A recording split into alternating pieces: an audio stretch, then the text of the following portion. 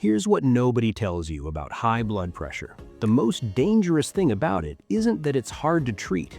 It's that it feels like absolutely nothing. No pain, no warning, just silence. And then one day your doctor says a number and everything changes. That was me, sitting in a cold exam room at 41 years old.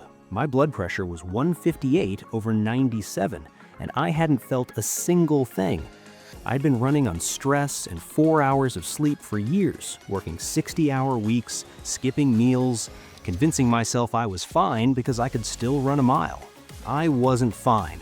My arteries were working overtime every single day, and I had zero idea. When my doctor mentioned the word medication, I asked for 90 days to try something first. He looked skeptically. I don't blame him. But here's what I found, and here's what actually worked. First, what blood pressure actually is, because most people misunderstand it. When your heart pumps, it pushes blood through your arteries. That pressure against the walls, that's blood pressure. Your top number, systolic, is the pressure when your heart beats. Your bottom number, diastolic, is the pressure when your heart rests between beats. Normal is around 120/80. Anything consistently above 130/80 is considered high. But here's the thing most people don't realize. Your blood pressure isn't fixed. It changes throughout the day. It spikes when you're stressed, it drops when you sleep, which means you have more control over it than you think. Think of your arteries like a garden hose. If it's flexible and wide, water flows through easily, low pressure. But if the hose is stiff and narrowed, the same amount of water creates a lot more force. That force tears at the walls. Over time, plaque builds up, stiffness sets in, and eventually the hose fails. That's what chronically elevated blood pressure does to your cardiovascular system. Slowly, silently. Now here's where it gets really interesting. Your body has a built-in pressure-lowering system, and most people never activate it intentionally. It's called the parasympathetic nervous system, your rest and digest mode, the opposite of fight or flight. When you're stressed, your sympathetic system fires, releasing adrenaline and cortisol, tightening blood vessels, spiking your pressure. But you can manually switch lanes. You can trigger the parasympathetic response on purpose, and it takes about 5 minutes. The fastest, most clinically proven way to do it is slow, diaphragmatic breathing. Here's the mechanism. When you breathe slowly and deeply, you stimulate the vagus nerve. Think of the vagus nerve as the body's reset button. It runs from your brainstem all the way down through your abdomen. When it activates, it tells your heart to slow down and your blood vessels to relax. The pressure drops, physically, measurably. A 2021 study in the Journal of the American Heart Association found that just 5 to 10 minutes of slow-paced breathing, around 5 to 6 breaths per minute, significantly reduced both systolic and diastolic blood pressure. We're talking drops of 5 to 10 millimeters of mercury. That's comparable to some blood pressure medication. From breathing. Here's exactly how to do it. Sit down, one hand on your chest, one hand on your belly. Breathe in through your nose for 4 counts. Belly rises first, not your chest. Hold for 2, then breathe out through your mouth for 6 counts. That's 1 cycle. Do that for 5 minutes. That's it. I know it sounds too simple, but simple doesn't mean ineffective. If this is making sense to you, subscribe.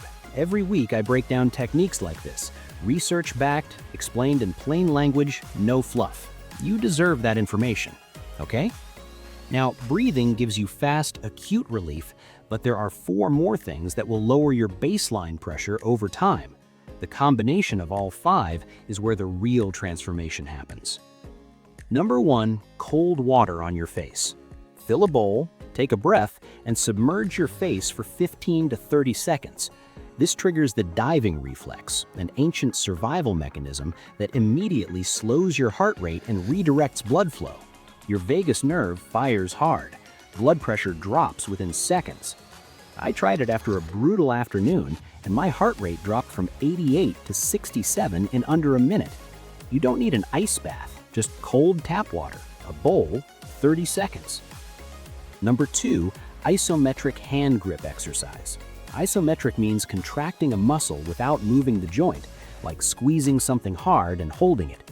A 2022 meta-analysis in the British Journal of Sports Medicine found that isometric hand grip training produced the largest blood pressure reductions compared to aerobics, weights, and HIIT. The effect was a drop of around 8 millimeters systolic, 8 points from squeezing a ball.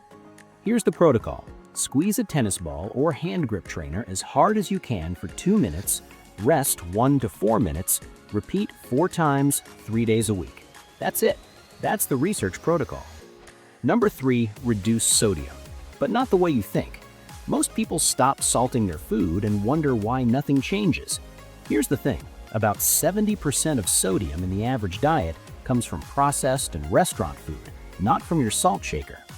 A single serving of canned soup can have 800 to 900 milligrams of sodium. The upper daily limit is 2,300. For blood pressure specifically, closer to 1,500 is ideal. When I tracked my sodium for a week, every can, every packet, every sauce, I was averaging 4,200 milligrams a day, almost 3 times the upper limit. I wasn't adding salt to anything. It was already everywhere. Number 4, magnesium. This is the one most people are deficient in without knowing it. Magnesium relaxes the smooth muscle in your artery walls. When those muscles relax, arteries widen. Blood flows with less resistance. Less resistance equals lower pressure.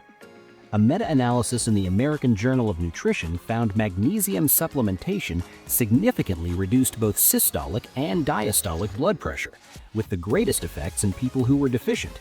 Most adults in the US are. Get magnesium from food first. Dark leafy greens, pumpkin seeds, almonds, black beans, dark chocolate. If you supplement, magnesium glycinate is well absorbed and gentle on the stomach, 200 to 400 milligrams per day. But check with your doctor first, especially if you're on other medications. And number 5, your morning routine.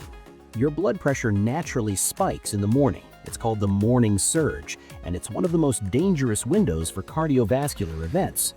Don't jump out of bed, don't reach for your phone, don't spike your cortisol with news before your feet hit the floor. Instead, lie still for 2 to 3 minutes after waking. Do the breathing pattern we talked about. Let your nervous system come online gradually. Then get up slowly. I added this after reading about morning pressure surges, and it's one of the few habits that actually stuck because I can feel the difference. Rushing into the morning is rushing your cardiovascular system. It doesn't need that. Look, I want to be straight with you here. None of these replace medical care. If your blood pressure is 180 over 120 or higher, you need to see a doctor, not watch videos. These work best for people in the elevated to stage 1 range who want to make real changes, and they work even better alongside medication. Always tell your doctor what you're doing, okay? If this is landing for you, if you've been ignoring numbers you shouldn't be, subscribe. I'm going deep on the sleep-blood pressure connection next.